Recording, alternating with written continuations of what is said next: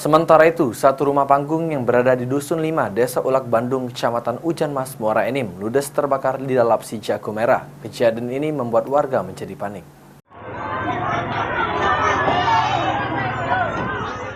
Rumah panggung milik Fahru Rozi, warga Dusun 5, Desa Ulak Bandung, Kecamatan Ujan Mas, Muara Enim hangus terbakar. Kejadian tersebut terjadi saat warga sedang istirahat. Mengetahui terjadi kebakaran, warga setempat langsung keluar dari rumah dan melakukan pemadaman, serta petugas PBK yang datang ke lokasi kejadian. Diperkirakan kebakaran ini disebabkan hubungan arus pendek listrik rumah yang berbahan kayu menyebabkan dengan mudah terbakar.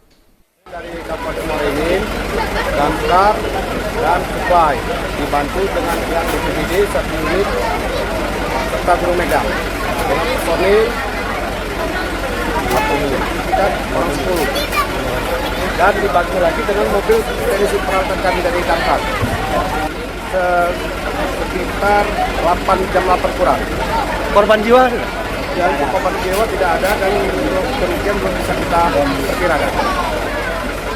Penyebab kebakaran belum diketahui, masih dalam penyelidikan. Dalam kejadian ini, barang dan harta benda di dalamnya hangus terbakar dan tidak dapat diselamatkan.